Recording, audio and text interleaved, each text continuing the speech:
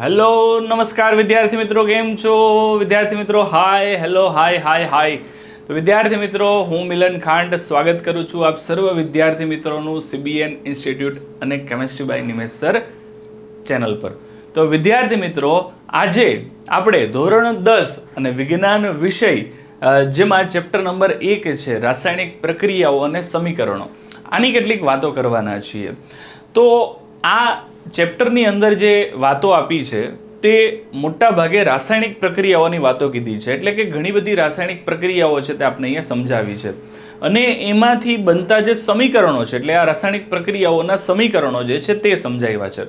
તો આપણે કેટલીક રાસાયણિક પ્રક્રિયાઓ છે તેની કેટલીક બાબતો જે છે તેને આપણે આજે સમજવાનો પ્રયત્ન કરીએ. તો સૌ પ્રથમ અહીંયા આપણે જે સમજવાનું છે તે એ છે કે રાસાયણિક પ્રક્રિયા એટલે શું, મતલબમાં કે રાસાયણિક પ્રક્રિયા કોને કહેવાય, રાસાયણિક પ્રક્રિયા ક્યારે થઈ કહેવાય. તો આવા કોઈ બી ક્વેશ્ચનનો આન્સર આપણે લેવો હોય તો એક જ આન્સર છે રાસાયણિક પ્રક્રિયાઓ એટલે શું.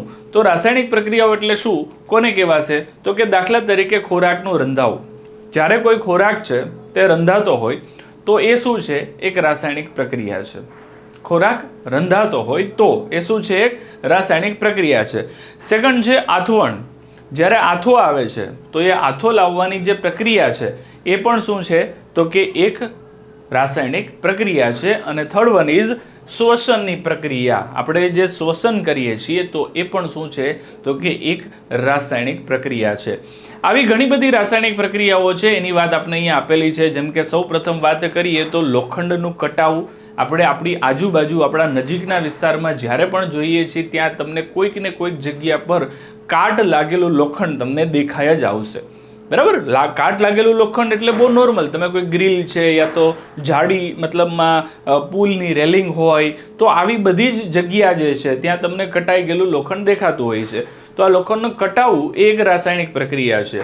આગળ વાત કરીએ તો દ્રાક્ષના આથવણની ક્રિયા. દ્રાક્ષ જે છે એનું આથવણ જે થાય અને એમાંથી શું બને છે, ઇથેનોલ બને છે. દ્રાક્ષના આથવણથી શું બને છે, ઇથેનોલ.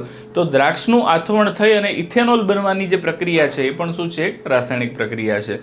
કોઈ પણ ફળ જે છે એ જે પાકે છે તો આ ફળનું પાકવાની જે પ્રક્રિયા છે એને પણ અહીંયા શું કહેવામાં આવે છે, રાસાયણિક પ્રક્રિયા જ કહેવામાં આવે છે. કારણ કે કાચા ફળ હોય તો એની અંદરનું જે ફોર્મેશન છે તે અને પાકેલા ફળ છે એની અંદરનું ફોર્મેશન શું થઈ જાય છે, બદલાઈ જાય છે.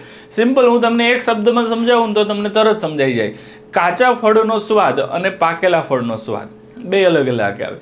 કાચી કેરી આપણે ખાધી જ હોય અને પાકેલી કેરી પણ આપણે ખાધી જ હોય તો બેમાં કેટલો સ્વાદમાં ફરક છે આપણે ખબર પડી જાય. પેલામાં મીઠાશ વધારે છે પાકી કેરીમાં અને કાચી કેરીમાં ખટાશ વધારે છે. તો આ શું દર્શાવે છે, તો કે આ દર્શાવે છે કે ફળનું ફળ જ્યારે પાકે છે તો ફળનું પાકવું એ એક રાસાયણિક પ્રક્રિયા થઈ જેથી એનો ટેસ્ટ બદલાય છે, બરાબર.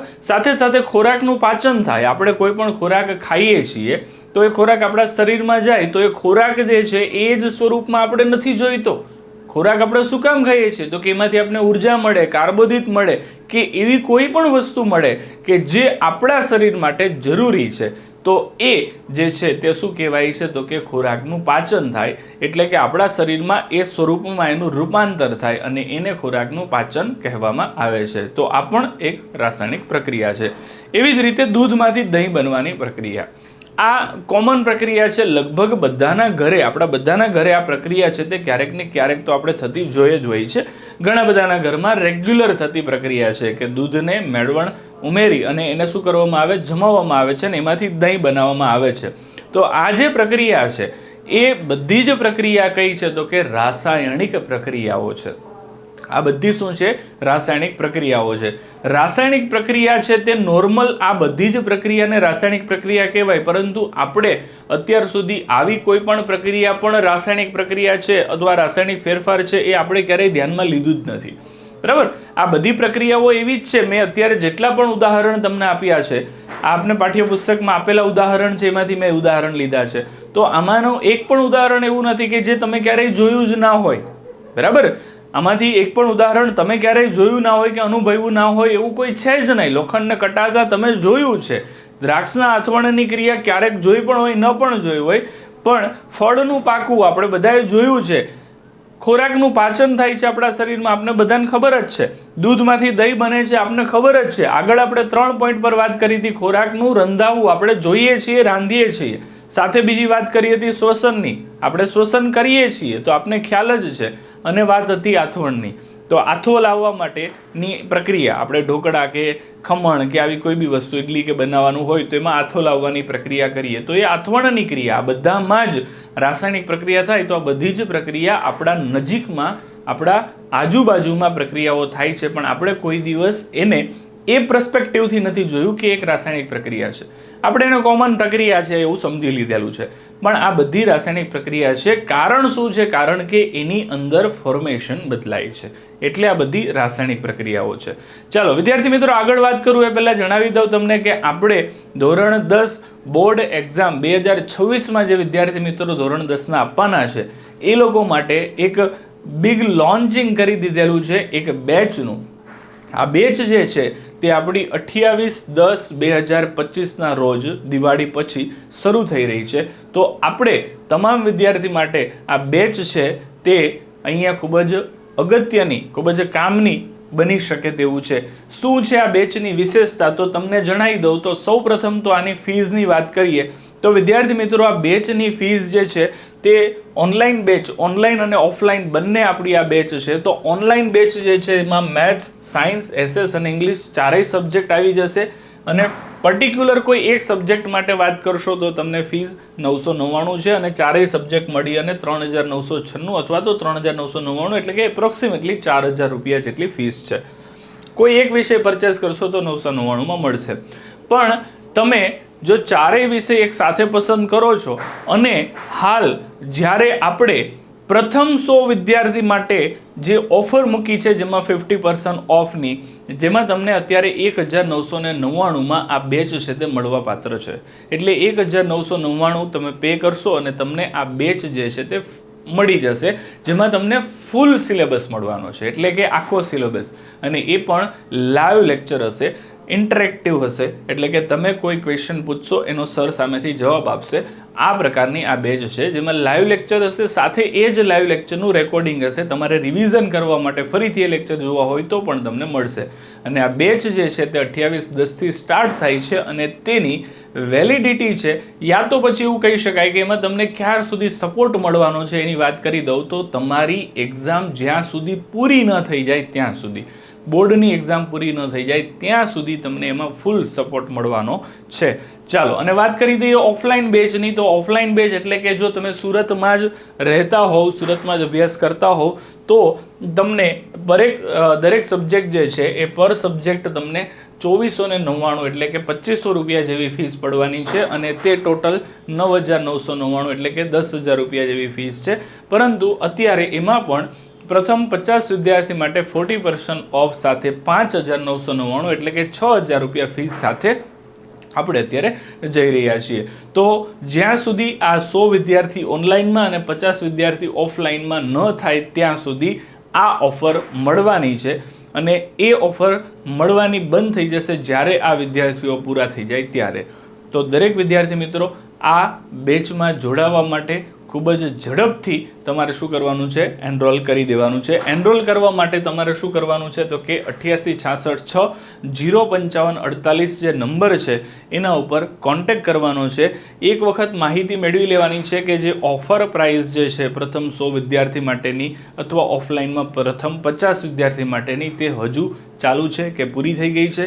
કારણ કે અહીંયા દરરોજ એડમિશનના જે કોન્ટેક્ટ છે એ ચાલુ જ હોય છે. તો એડમિશન થતા હોય છે એટલે જે ઓફિસ છે તે સ્ટાફને ખબર હોય છે કે અત્યારે કેટલા એડમિશન થયા છે. એટલે આ નંબર પર જ્યારે કોલ કરશો ત્યારે ઓફિસમાંથી તમને એ માહિતી મળી જશે કે અત્યારે એ 100 વિદ્યાર્થી પૂરા થયા છે કે ઓફલાઈનમાં 50 વિદ્યાર્થી પૂરા થયા છે કે નથી થયા, અને એના અનુસંધાને તમને માહિતી મળી જશે. અને ત્યારબાદ તમારે ફીસ પેમેન્ટ કરવાની હોય છે તે બધી માહિતી તમને આ નંબર પરથી મળી જશે, આ નંબરમાં કોલ કરશો એટલા માટે. ચાલો, આ બધા લેક્ચર આપણા કેમેસ્ટ્રી બાય નિમેશ સર આપણી જે એપ્લિકેશન છે તેના પર મળવાના છે. અને આ એપ્લિકેશન છે તે પ્લે સ્ટોરમાં અવેલેબલ છે, તમે લખીને મેળવી શકો છો. ચાલો આગળ વાત કરીએ તો વિદ્યાર્થી મિત્રો અહીંયા પ્રવૃત્તિ જે પહેલી આપેલી છે આપણે પાઠ્યપુસ્તકમાં, એ પ્રવૃત્તિ આપણે જોઈએ. પહેલી પ્રવૃત્તિ છે જેમાં મેગ્નેશિયમની પટ્ટીનું હવામાં દહન કરવાની વાત કરી છે. મેગ્નેશિયમની પટ્ટી જે છે એને આપણે હવામાં દહન કરવાની છે. લગભગ 2 સેન્ટીમીટર જેટલી લાંબી મેગ્નેશિયમની પટ્ટી આપણે લઈ લેવાની છે અને એને કાચ પેપરથી ઘસીને બરાબર સાફ કરી નાખવાની છે. કાચ પેપરથી એને ઘસીને બરાબર સાફ શા માટે કરવી જરૂરી છે? કારણ કે મેગ્નેશિયમની પટ્ટી હવામાં ખુલ્લી રહેતા હવામાંના ઓક્સિજન સાથે પ્રક્રિયા કરી અને મેગ્નેશિયમ ઓક્સાઇડ બનાવી દે છે. તો મેગ્નેશિયમની પટ્ટીનો ઉપરનું આવરણ એ મેગ્નેશિયમ ઓક્સાઇડ બની ગયું હોય. જેમ લોખંડમાં કાટ લાગે ત્યારે ઉપરનું આવરણ કાટનું બની ગયું હોય તેવી જ રીતે કંઈક. એટલા માટે આપણે એને સાફ કરવી, કાચ પેપર વડે સાફ કરી અને આ મેગ્નેશિયમ ઓક્સાઇડને રિમૂવ કરવો, દૂર કરી દેવો એ જરૂરી છે. એટલા માટે એને શુદ્ધ કરવા માટે ઘસીને સાફ કરવાની છે. ત્યારબાદ તેને ચીપિયાથી પકડી અને સ્પિરિટ લેમ્પ કે પછી બર્નરની જ્યોતમાં આપણે ડાયરેક્ટ એને શું કરવાની છે? સળગાવવાની છે. અને જ્યારે તમે સળગાવો છો ત્યારે બનતી જે રાખ છે એ આકૃતિમાં દર્શાવ્યા મુજબ એક વોચ ગ્લાસમાં આપણે એકત્ર કરવાની છે. અહીંયા જ્યારે તમે સળગાવો છો ત્યારે જે આકૃતિમાં દેખાય છે આપને એ જ પ્રમાણે આ શું થાય છે તો કે એક સફેદ જગારા મારતી જ્યોત સાથે શું થાય છે? સળગે છે અને એક સફેદ કલરનો પાવડર બનાવે છે. અને આ જે સફેદ પાવડર બનાવે એને વોચ ગ્લાસમાં આપણે એકત્ર કરવાનો છે, ભેગો કરવાનો છે. ચાલો, તો આ પ્રવૃત્તિ થઈ ગઈ છે. હવે આના પરથી આપણે કેટલાક ક્વેશ્ચન થશે કે જેમ કે અહીંયા મેગ્નેશિયમની પટ્ટી જે છે એ જ શા માટે લેવામાં આવે છે? મતલબ તમે મેગ્નેશિયમની પટ્ટી જ શા માટે લ્યો છો? કોઈ બીજી ધાતુની પટ્ટી કેમ નહીં? મેગ્નેશિયમ એક ધાતુ છે, તો તમે કોઈ બીજી ધાતુની પટ્ટી ન લો અને મેગ્નેશિયમની જ પટ્ટી લો. તો એની પાછળનું કારણ શું છે તો કે તે અત્યંત ક્રિયાશીલ ધાતુ છે અને સળગાવવાથી તરત જ એ શું થશે તો કે ઓક્સિજન સાથે પ્રક્રિયા કરી લેશે. સળગાવવાથી તરત જ ઓક્સિજન સાથે પ્રક્રિયા કરી લેશે અને સફેદ જગારામાંથી જ્યોત સાથે સળગે છે. આ રિએક્શન ખૂબ જ તીવ્ર હોય છે, એટલા માટે આપણે મેગ્નેશિયમ પસંદ કરી છે. કોઈ અન્ય ધાતુ પસંદ કરી હોય તો આ પ્રક્રિયા ધીમી થશે. હા, મેગ્નેશિયમ કરતાં પણ વધુ ક્રિયાશીલ ધાતુઓ છે, સોડિયમ છે, પોટેશિયમ છે, આ બધી ધાતુ, કેલ્શિયમ. તો એનો ઉપયોગ આપણે અહીંયા એટલા માટે નથી કરી શકતા કારણ કે એ એટલી બધી વધારે તીવ્ર થઈ જશે કે જે પછી આપણા માટે કંઈક હાનિકારક સાબિત થઈ શકે છે. કારણ કે ખરેખર જોવા જઈએ તો સોડિયમ કે પોટેશિયમ તો એટલી બધી સક્રિય ધાતુ છે કે તેને હવામાં ખુલ્લા પણ નથી રખાતા. ગરમ કરવાની વાત તો એના પછી આવે, પહેલાં એને હવામાં ખુલ્લા પણ નથી રાખી શકાતા કારણ કે હવામાં ખુલ્લા રાખો તો પણ તે ધડાકા સાથે સળગી ઉઠે તેવી ખૂબ જ સક્રિય ધાતુઓ છે. એટલા માટે આપણે એને શું કરીએ છીએ તો કે અહીંયા ઉપયોગ નથી કરતા અને મેગ્નેશિયમને ઉપયોગ કરીએ છીએ. ચાલો, ત્યાર પછી બીજો ક્વેશ્ચન છે કે મેગ્નેશિયમની પટ્ટી શરૂઆતમાં કેવા રંગની હોય? ભાઈ, મેગ્નેશિયમની પટ્ટીને સળગાવવાથી જો પાવડર જે બને છે એ સફેદ કલરનો પાવડર બને છે. એ વાત આપણે કરી કે સફેદ રંગનો પાવડર બને, સફેદ જગારા મારતી જ્યોત સાથે સળગે ને સફેદ પાવડર બનાવે. પણ મેગ્નેશિયમની જે પટ્ટી છે એ કેવા રંગની છે? તો મેગ્નેશિયમની પટ્ટી ચાંદી જેવા શ્વેત રંગની જ હોય છે. એટલે કે સફેદ રંગની જ હોય પણ એ ચાંદી જેવો ચળકાટ ધરાવતો સફેદ રંગ છે તે ધરાવે છે. એટલે શાઇની કલર હોય છે એનો, ચાંદી જેવો રંગ અને સફેદ રંગમાં થોડોક જ ફરક છે. તો આટલો જ ફરક હોય છે. અને જે પાવડર બને છે પ્યોર સફેદ એટલે પ્યોર વ્હાઇટ કલરમાં તમને પાવડર બનશે જે મેગ્નેશિયમ ઓક્સાઇડનો હશે. ચાલો, મેગ્નેશિયમની પટ્ટી બર્નરની જ્યોતમાં કેવી જ્યોતથી સળગે છે? તો હમણાં જ આપણે વાત કરીએ એમ કે મેગ્નેશિયમની પટ્ટીને જ્યારે બર્નરની જ્યોતમાં સળગાવવામાં આવે છે ત્યારે તે સફેદ જગારા મારતી જ્યોત સાથે સળગે છે. સફેદ જગારા મારતી જ્યોત સાથે તે શું થાય છે? સળગે છે. નેક્સ્ટ ક્વેશ્ચન કે વોચ ગ્લાસમાં એકઠી થતી રાખ એ શેની હોય છે? મતલબ આપણે જે નીચે વોચ ગ્લાસમાં રાખ ભેગી કરીએ છીએ એ રાખ શેની હોય છે? તો એ રાખ કેની હશે? મેગ્નેશિયમ ઓક્સાઇડની. કેની હશે? Magnesium oxide. મેગ્નેશિયમ ઓક્સાઇડની રાખ જે છે એમાં ભેગી થશે. ચાલો, અને લાસ્ટ ક્વેશ્ચન, મેગ્નેશિયમ ઓક્સાઇડ બનવાની રાસાયણિક પ્રક્રિયા લખો. રાસાયણિક પ્રક્રિયા અહીંયા લખવાની કીધી છે. મેગ્નેશિયમ ઓક્સાઇડ બને છે તો એની રાસાયણિક પ્રક્રિયા શું છે? તો એ રાસાયણિક પ્રક્રિયા આપણે લખી દઈએ અહીંયા. મેગ્નેશિયમ જે છે એ મેગ્નેશિયમની સંજ્ઞા છે Mg, બરાબર, અને એની આપણે ઓક્સિજન સાથે પ્રક્રિયા થશે. હવામાં સળગાવો એટલે કોઈ પણ શું કરશે? ઓક્સિજન સાથે જ પ્રક્રિયા કરશે. તો ઓક્સિજન સાથે પ્રક્રિયા કરી અને તે બનાવે છે મેગ્નેશિયમ ઓક્સાઇડ એટલે કે MgO, મેગ્નેશિયમ ઓક્સાઇડ. અહીંયા તકલીફ એ છે કે અહીંયા Mg એક છે, અહીંયા એક છે, ઓક્સિજન અહીંયા 2 છે, અહીંયા ઓક્સિજન 1 છે. તો આ સમીકરણ સંતુલિત નથી. આ સમીકરણ કેવું નથી? સંતુલિત નથી. પરંતુ વિદ્યાર્થી મિત્રો, આપણે કોઈ પણ સમીકરણ જ્યારે લખીએ છીએ તો એ સમીકરણને સંતુલિત કરવું જરૂરી છે, અનિવાર્ય છે. તો કોઈ વાંધો નહીં, આપણે સંતુલિત કરી દઈએ. કેવી રીતે સંતુલિત કરવાનું છે? તો કે બંને બાજુ આ કેવા હોવા જોઈએ? આયનો સરખા હોવા જોઈએ. જેમ કે અહીંયા મેગ્નેશિયમ છે એ 1 છે તો ડાબી બાજુ 1 છે, સરખા છે. જમણી બાજુ ઓક્સિજન 1 છે તો ડાબી બાજુ 2 છે, તો જમણી બાજુ 2 હોવા જોઈએ. પણ સમીકરણને સંતુલિત કરવા માટે અહીંયા પાછળ 2 ઉમેરવાના નથી, તો સંયોજન બદલાઈ જાય. એ 2 ક્યાં ઉમેરવાના છે? આપણે આગળ ઉમેરવાના છે. એટલે આનાથી એવું થાય છે કે આખું મેગ્નેશિયમ ઓક્સાઇડ કેવું થઈ ગયું છે? ટ્વાઇસ થઈ ગયું છે, બમણું થઈ ગયું છે. જેનાથી મેગ્નેશિયમ પણ કેટલા થઈ ગયા છે? બમણા થઈ ગયા છે. હવે મેગ્નેશિયમ બમણા થઈ ગયા હોય તો આ મેગ્નેશિયમ છે એને પર આપણે કેવા કરવા પડે? બમણા કરવા પડે. એટલે 2Mg + O2 it gives 2MgO. આ રાસાયણિક પ્રક્રિયા અહીંયા થતી જોવા મળે છે. ચાલો, તો આ કેટલાક ક્વેશ્ચન હતા આપણી પ્રવૃત્તિ નંબર 1 જે છે એના પરથી. નેક્સ્ટ આપણે વાત કરીએ પ્રવૃત્તિ નંબર 2. પ્રવૃત્તિ નંબર 2 જે છે આપણે પાઠ્યપુસ્તકમાં આપેલી, એની અંદર આપણે અહીંયા શું કીધેલું છે? તો કે લેડ નાઇટ્રેટ અને પોટેશિયમ આયોડાઇડ વચ્ચે થતી પ્રક્રિયા સમજવાની છે. લેડ નાઇટ્રેટ અને પોટેશિયમ આયોડાઇડ આ બંને સંયોજનો છે, એ સંયોજનોના જલીય દ્રાવણની વચ્ચે થતી પ્રક્રિયા આપણે શું કરવાની છે? સમજવાની છે. તો આ પ્રક્રિયાને સમજવા માટે શું કરીએ? તો નેક્સ્ટ પ્રવૃત્તિ માટે એક સ્વચ્છ કસનળી લઈ લેવાની છે, એક ચોખ્ખી કસનળી લઈ લેવાની છે. અને આ કસનળીમાં શું કરવાનું છે? તો કે લેડ નાઇટ્રેટનું દ્રાવણ લેવાનું છે. આ કસનળીમાં શું કરવાનું છે? લેડ નાઇટ્રેટ છે એનું દ્રાવણ આપણે લઈ લેવાનું છે અને ત્યારબાદ તેમાં પોટેશિયમ આયોડાઇડનું દ્રાવણ ઉમેરવાનું છે. આપણો હેતુ શું છે? તો કે લેડ નાઇટ્રેટ અને પોટેશિયમ આયોડાઇડ વચ્ચે પ્રક્રિયા કરવાની. જો આ બેની વચ્ચે પ્રક્રિયા કરવી હોય તો આ બંનેને એકબીજા સાથે ભેગા કરવા પડે.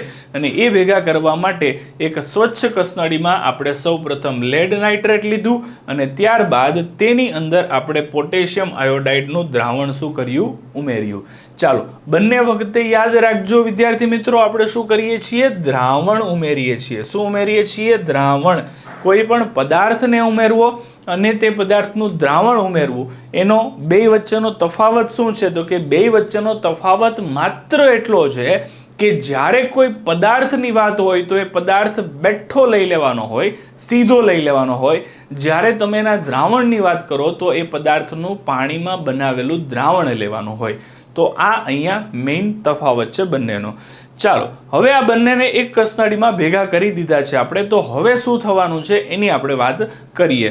તો સૌ પ્રથમ તો આવી કંઈક ઘટના છે તે અહીંયા બનશે. જ્યારે તમે અહીંયા બીકર લીધું છે, કસનળી નથી, પણ અહીંયા એવું સમજો કે તમે આ બીકરની અંદર સૌ પ્રથમ જે આ લેડ નાઇટ્રેટ છે એનું દ્રાવણ જે છે એ લઈ લીધું છે. અને ત્યારબાદ એની અંદર તમે શું કરો છો? પોટેશિયમ આયોડાઇડનું જે દ્રાવણ છે તે એમાં ઉમેરો છો એક કસનળી મારફતે. અને જેવું તમે ઉમેરશો એટલે તરત જ એની અંદર આવા કંઈક પીળા રંગના અવક્ષેપ તમને જોવા મળશે. પીળા રંગના અવક્ષેપ તમને જોવા મળશે. વાત કરીએ આગળ શું છે. તો અહીંયા સૌ પ્રથમ કીધું છે ક્વેશ્ચનમાં કે લેડ નાઇટ્રેટના પાવડરનો રંગ કેવો હોય છે. અહીંયા ખાસ ધ્યાન આપજો વિદ્યાર્થી મિત્રો, અહીંયા આપણે બે વસ્તુ લેવા કીધી હતી, લેડ નાઇટ્રેટ અને પોટેશિયમ આયોડાઇડ.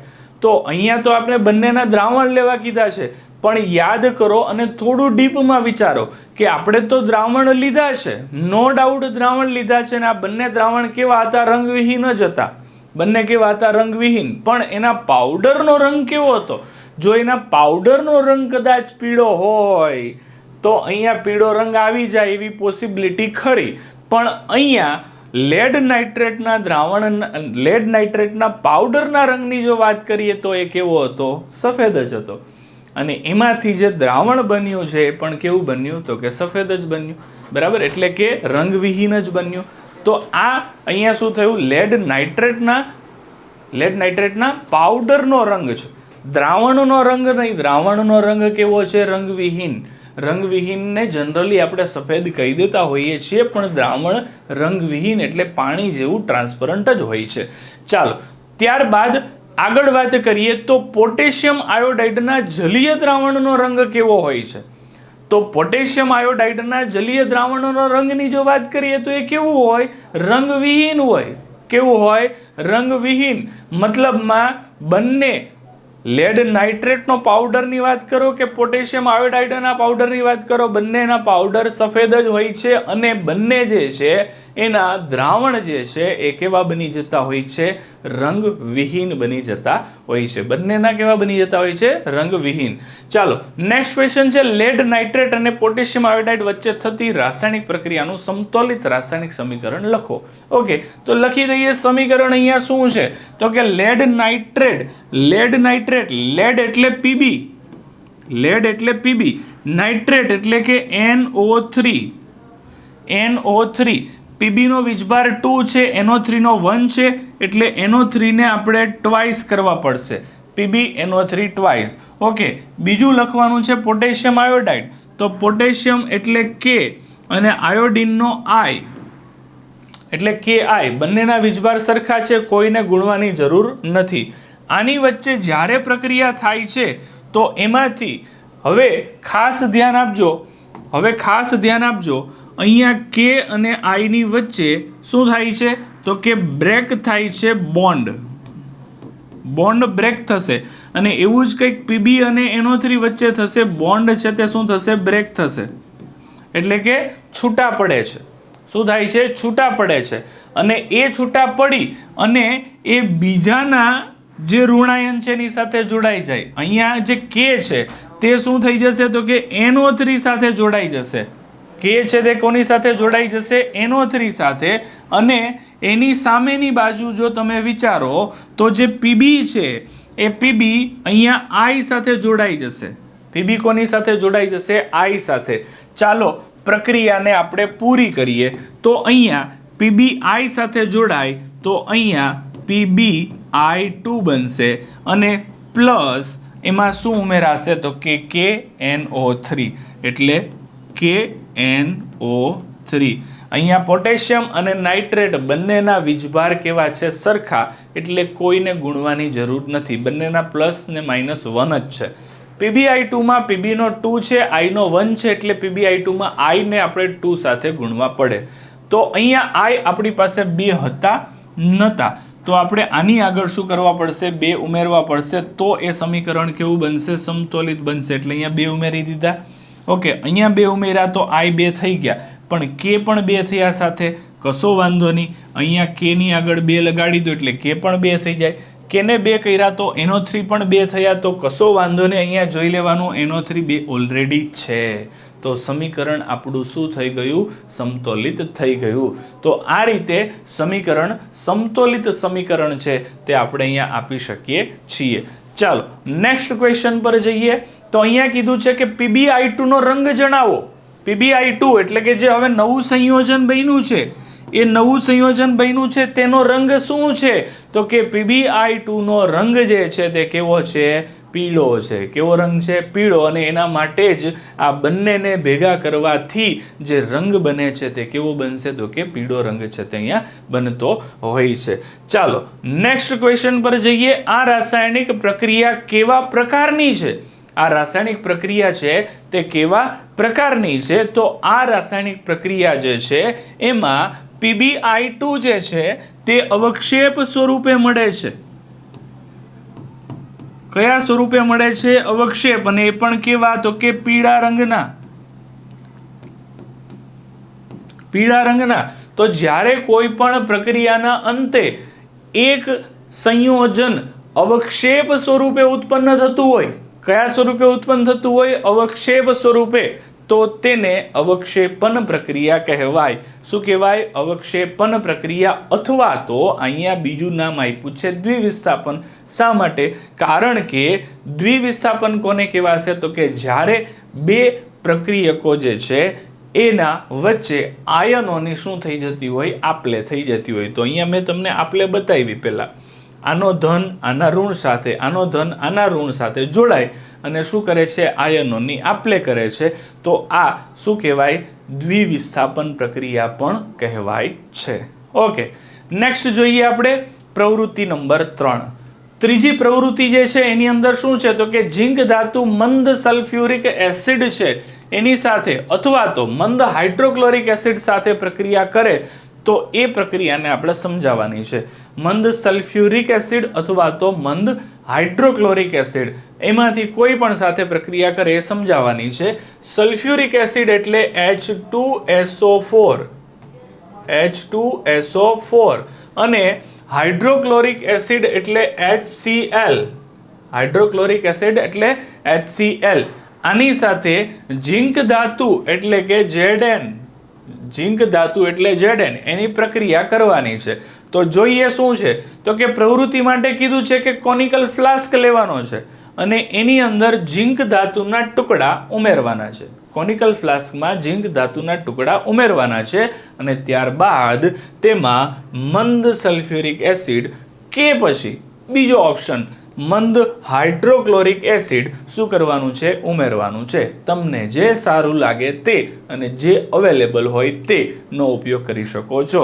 મંદ સલ્ફ્યુરિક એસિડ અથવા તો મંદ હાઇડ્રોક્લોરિક એસિડ HCl H2SO4 અથવા તો HCl કોઈ બી ઉપયોગ કરી શકો છો.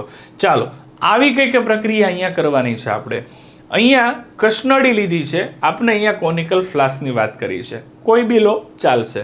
કસનળીની અંદર પહેલા શું કર્યું છે તો કે ઝીંક ગ્રેન્યુલ્સ એટલે કે ઝીંક ધાતુના ટુકડા લીધા છે અને ત્યારબાદ એમાં હાઇડ્રોક્લોરિક એસિડ ઉમેર્યો છે અને ત્યાર પછી એ કસનળીને ઉપરથી બૂચ વડે બંધ કરી અને માત્ર એક વિમોચન નળી લઈ અને આમાં બાજુમાં જે સાબુનું દ્રાવણ છે એ ભરેલું પાત્ર છે એમાંથી એને પસાર કર્યું છે.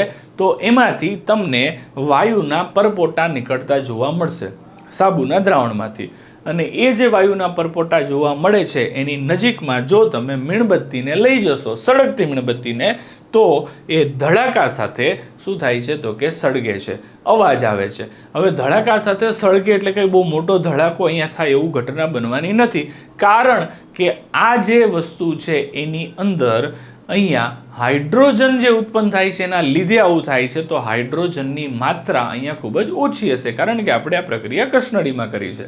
પણ તમે અહીંયા આ સેમ પ્રક્રિયા જ્યારે કરવા જશો તો તમને અહીંયા શું થશે તો કે હાઇડ્રોજન વાયુ સળગતો હોય તેવો એનો અવાજ આવશે, તડતડ અવાજ જે એ અવાજ તમને અહીંયા સંભળાશે.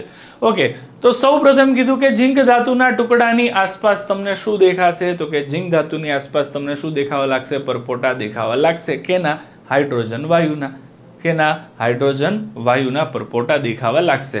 બીજો ક્વેશ્ચન છે કોનિકલ ફ્લાસ્ક પર શી અસર થાય છે? કોનિકલ ફ્લાસ્ક પર શી અસર થાય છે? તો કોનિકલ ફ્લાસ્ક અહીંયા શું થાય છે? ગરમ થાય છે. કોનિકલ ફ્લાસ્ક કેવો થઈ જશે? ગરમ. જેની અંદર તમે બંને સંયોજનને ભેગા કર્યા છે તે શું થશે? ગરમ થશે. નેક્સ્ટ ક્વેશ્ચન, ઝીંકના ટુકડા અને મંદ HCl વચ્ચે થતી પ્રક્રિયા લખો. સિમ્પલ સોબર પ્રક્રિયા છે. ઝીંક જે છે Zn એ અહીંયા કોની સાથે? HCl સાથે પ્રક્રિયા કરે એટલે HCl સાથે પ્રક્રિયા કરશે.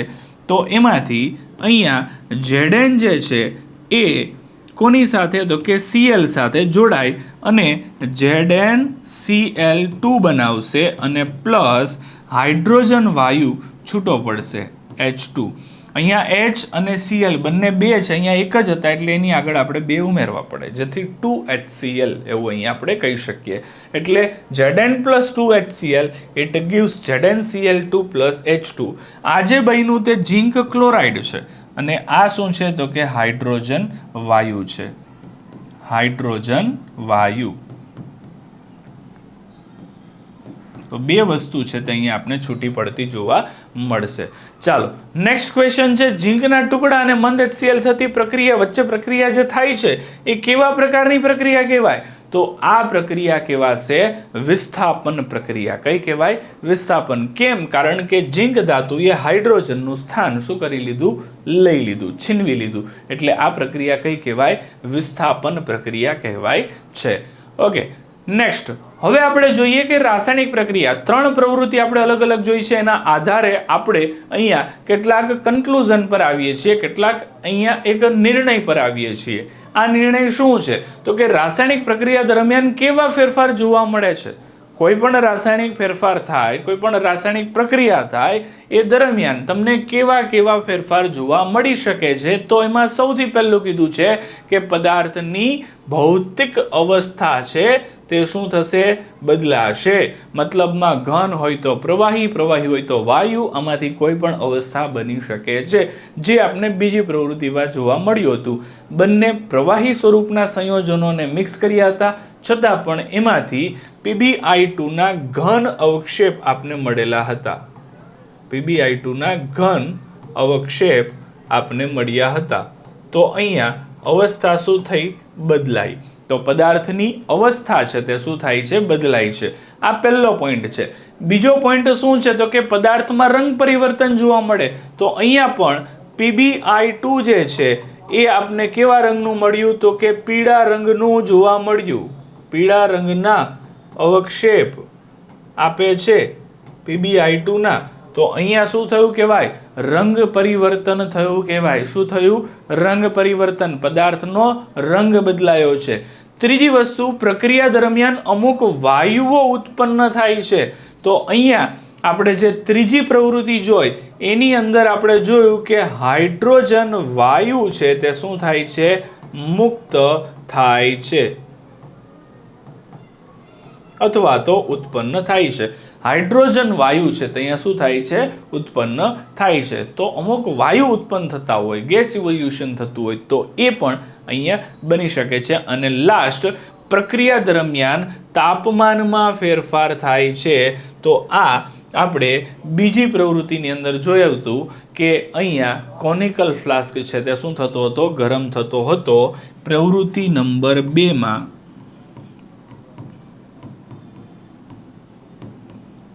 કોનિકલ ફ્લાસ્ક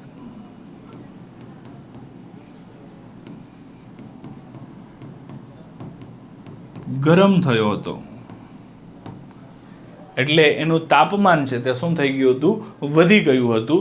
તો આ રાસાયણિક પ્રક્રિયા દરમિયાન જોવા મળતા કેટલાક ફેરફારો છે. બરાબર. તો આ રાસાયણિક પ્રક્રિયાઓ દરમિયાન જોવા મળતા કેટલાક ફેરફાર.